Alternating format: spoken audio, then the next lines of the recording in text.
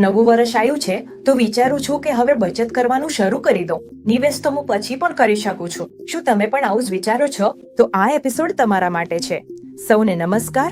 Myths versus data શ્રેણીના episode 12માં આપનું સ્વાગત છે, જેનો વિષય છે હું વધુ બચત કરીશ તો પછીથી રોકાણ શરૂ કરીશ. નવું વર્ષ છે એટલે નવું સંકલ્પ તો સૌ કોઈનો હશે ને. જીમ જવું છે, જંક ફૂડ બંધ કરવું છે અને સાથે એસઆઈપી પણ સેટ કરવી છે. પણ હું એસઆઈપી ત્યારે જ શરૂ કરીશ જ્યારે મારી આવક અથવા બચતમાંથી કંઈક વધશે. પણ પછી જ્યારે મારા પાસે પૈસા આવે છે ત્યારે જ માર્કેટ પડવા લાગે છે અથવા તો વધવા લાગે છે. તો એક કામ કરું, થોડો રાહ જોયો. એકવાર માર્કેટ સ્થિર થવા દો પછી હું રોકાણ કરીશ. આ સામાન્ય દ્વિધા સૌ કોઈને થાય છે ને.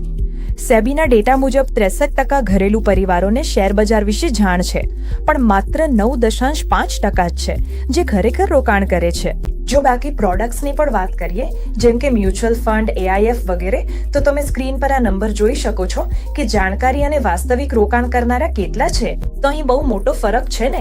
પણ આપણે રોકાણ કે માર્કેટને ટાઈમ કરવાની જરૂર કેમ છે જ્યારે આપણા પાસે સૌથી સારું સાધન એસઆઈપી છે? હજી હું એ સમજાવવામાં નથી જઈ રહ્યો કે એટલી રકમની એસઆઈપી કરો તો 20 થી 30 વર્ષમાં એટલો કોર્પસ મળશે, કારણ કે ઘણા લોકોએ એ વિડીયોઝ જોઈ લીધા છે. પણ હું તમને માત્ર એ જ જાગૃત કરાવું છું કે સિપ એ શ્રેષ્ઠ એવરેજિંગ ટૂલ છે અને તમે જાણો છો કે સિપ માત્ર 500 રૂપિયામાં શરૂ કરી શકો છો. પણ મને મારા ખર્ચા વિશે કંઈ ખબર નથી, તો બચત કેવી રીતે ખબર પડશે? કેટલું રોકાણ કરું એ કેવી રીતે સમજાશે? જો તમે કમાઈ રહ્યા છો તો સીધો લોજિક છે. આવકમાંથી તમારી જરૂરિયાતો બાદ બાકી રહે તે તમારી બચત છે.